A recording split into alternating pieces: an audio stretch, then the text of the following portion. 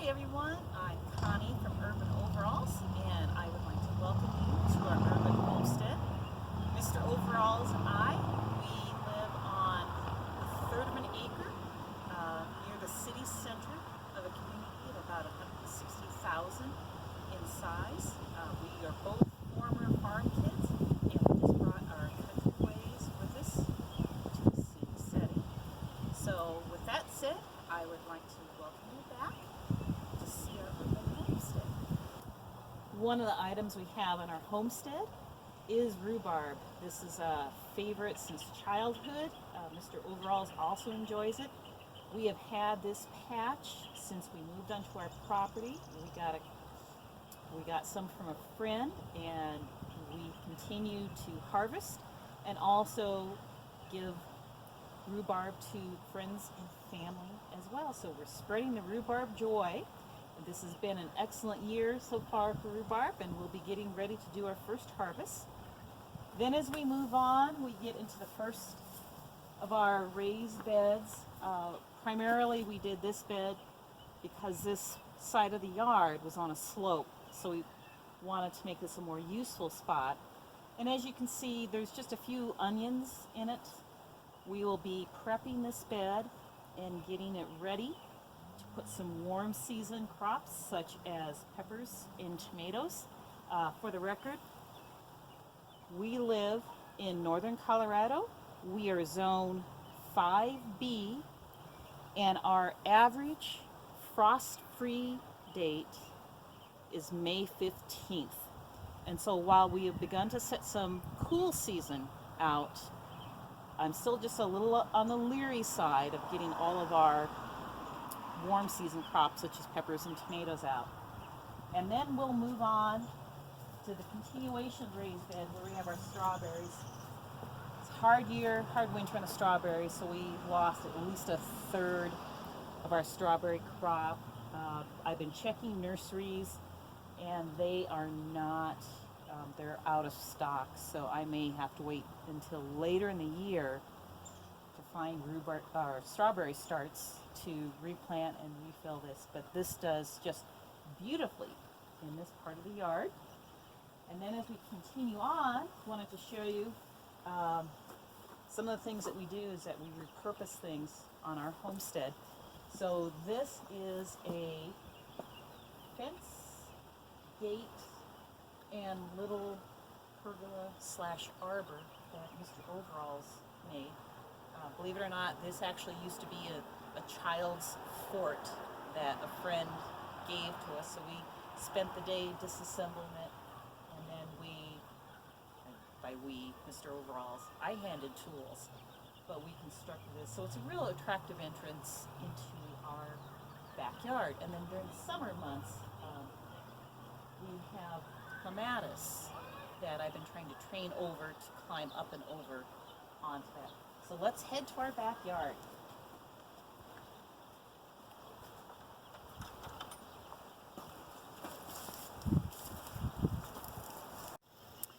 In this part of the yard, we have two mature apple trees. The one we're currently looking at is an antique variety known as Weatherford. And this tree has been here for at least 60 years, if not longer. And then beside it, this tree here, this is a Golden Delicious. And while both bear really good fruit harvests, in the last few years in particular, they've taken a beating because just look, this particular tree here, the Golden Delicious, has lost most of its canopy due to heavy snows that were early in the season and late in the season. And then same with our Weatherford apple, that it has lost a lot of its canopy, but we're still getting apples. But we are looking forward to some grafting that we've done to continue on with the Weatherfords. And then we have a Honeycrisp that we have planted in our yard as well.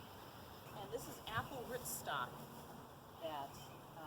that we had ordered, and we've done some grafting off of our Weatherford apple. And so probably take down the Weatherford and the Golden Delicious, if not this year, perhaps next year, and then space out the grafts that we have done so we can continue to have fresh apples in our backyard. And then along the fence line, the shrub, the taller shrub that is leafed out, that's actually wild plum. They are delicious. Very tiny fruit, but they came through the winter quite nicely. So we should have a fantastic fruit harvest this year. I'd like to show you one of my favorite fruiting shrubs that I discovered after moving out to Colorado. It is called clove currant, and you can see right now it's blooming.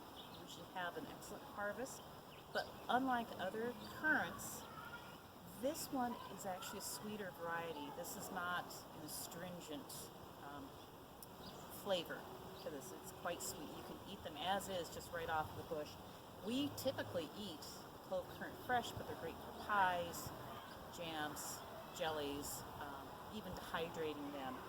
And the name clove is because the yellow flowers have a clove aroma. So it's just a wonderful spicy aroma, and we have this planted right off of our patio.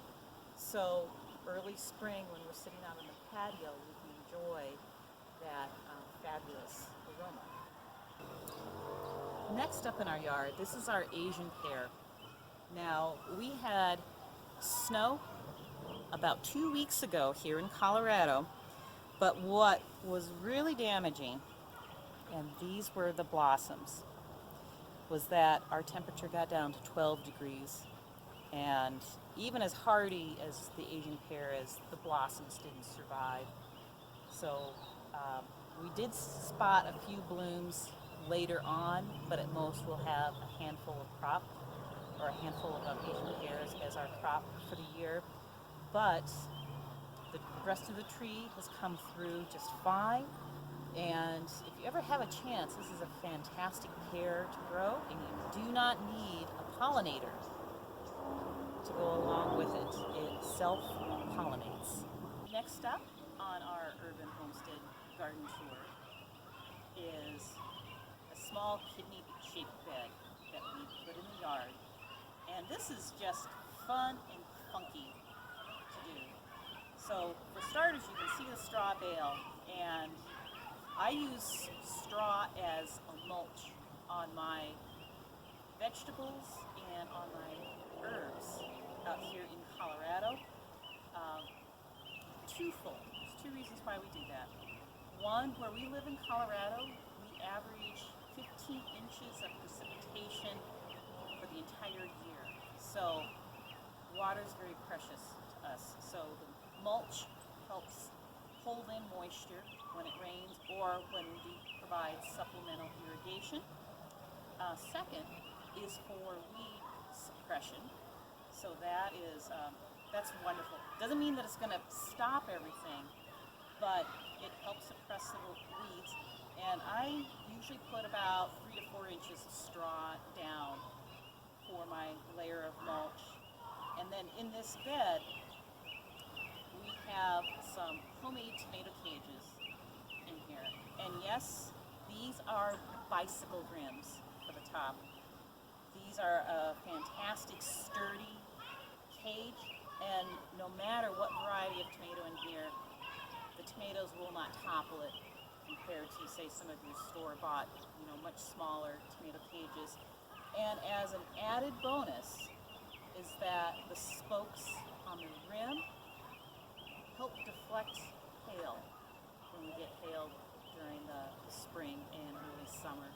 And out here in Colorado, hail season usually starts in May, and we've already had our first hail, but it does lessen the amount of damage that the plants will receive. And then if you come in, I did plant some warm season, so I do have tomatoes in the tomato cages. I have some peppers and I have some eggplant. I've just started to plant because, again, 2 weeks ago we had about 12 to 13 inches of snow on the ground. And I will probably continue to plant throughout the weekend and into next week. And then as you come down a little further, I love onions. Actually, we both love onions. And throughout our garden, you'll see a lot of alliums in our garden beds because that is just one thing that we use in a lot of our cooking. So we'll go ahead to the next part of our garden. In this part of the garden, here are 2 cold frames. These are our season extenders. And while we got this planted late March, our soil was so cold, our temperatures were so cold. Even with a cold frame, it really didn't warm things up enough.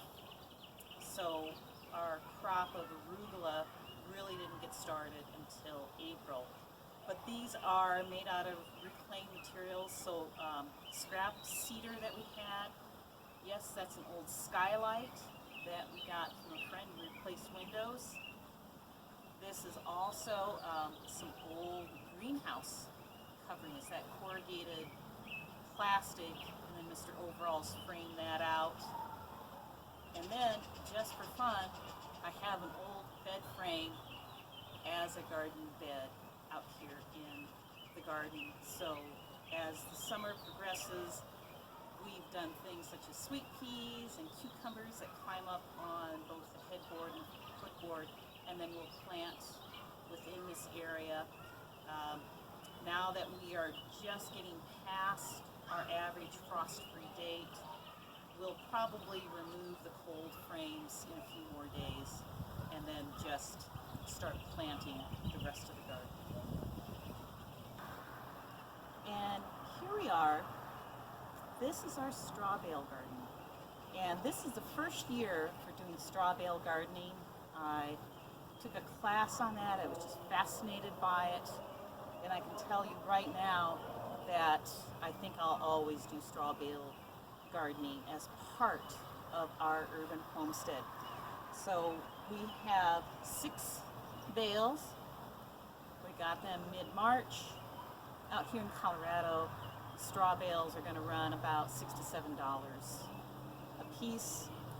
And then for the first couple of weeks, we apply blood meal, and then we water that in, and then we start adding a balanced fertilizer. So NPK, this had a 10-10-10 that we added.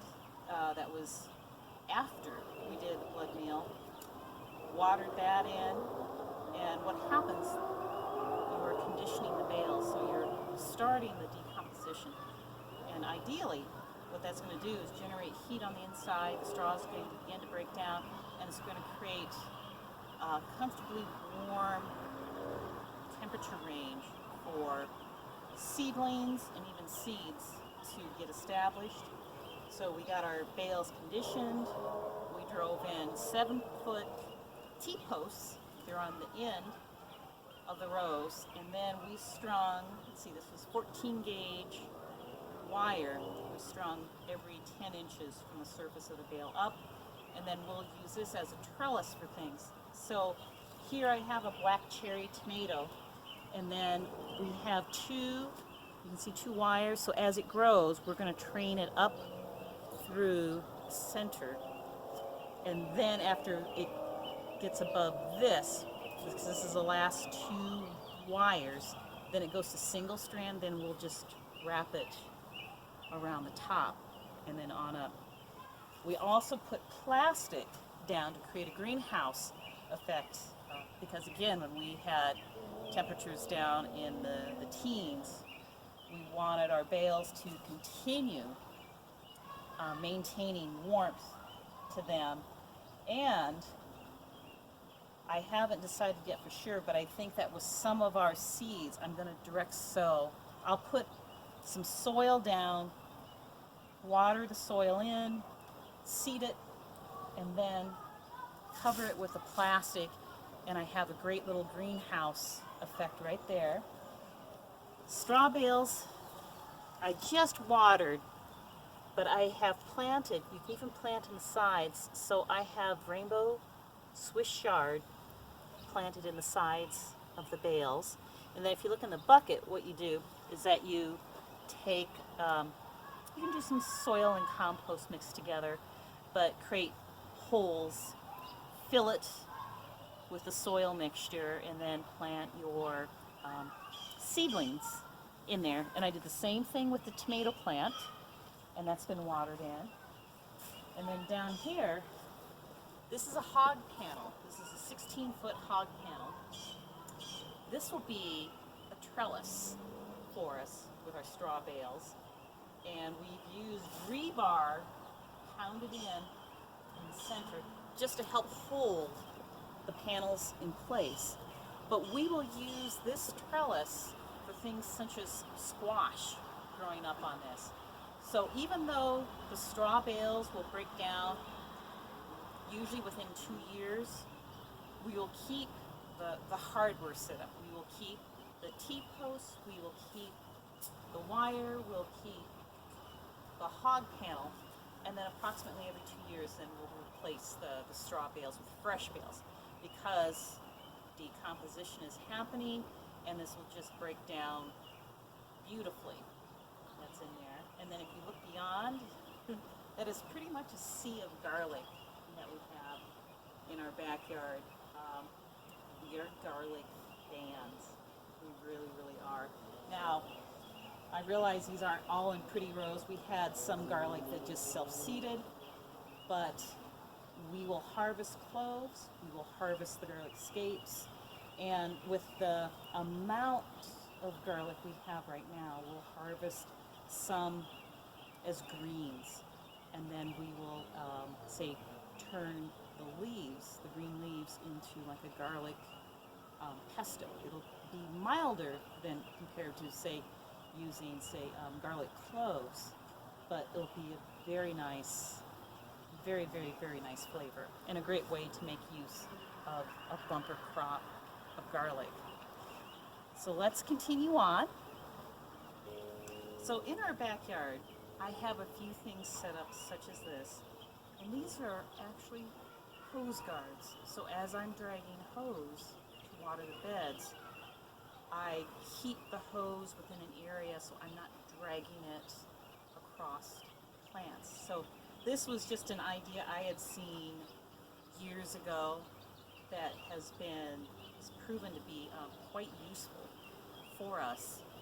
And then I have a second one that has long since lost its glass globe, but it still serves its purpose. So this is our little alleyway where we bring our hose out from the house to water plants in the rest of our garden.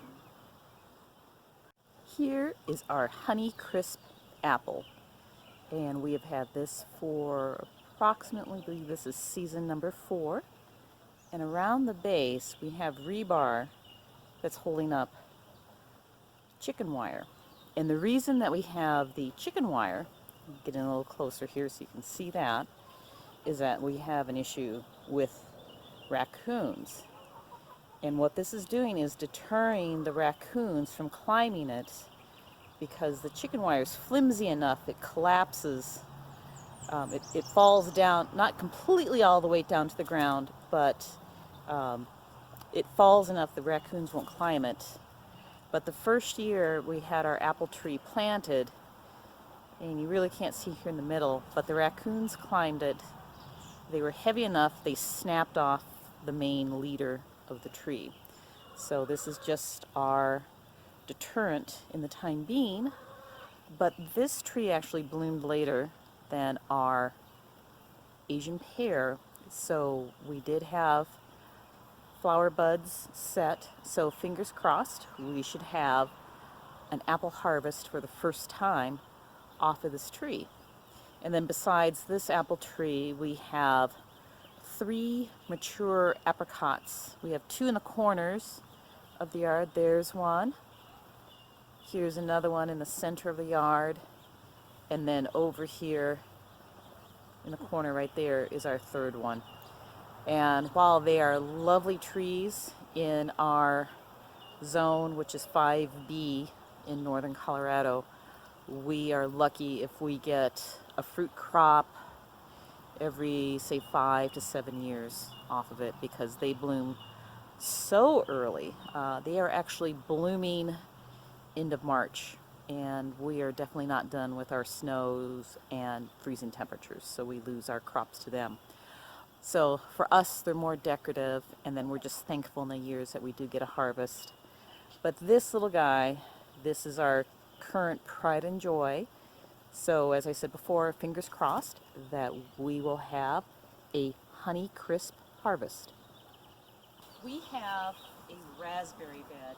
Now, we had pruned back our raspberries. We're still in the process of getting things weeded, but they are beginning now to finally leaf out. So I'm hoping that with our 12 to 13 inch snow we had a couple of weeks ago, again, that is great moisture. So I'm very hopeful that we'll have a great raspberry harvest. So folks, with that said, this is our urban homestead. I hope you enjoyed it, and we'll chat later.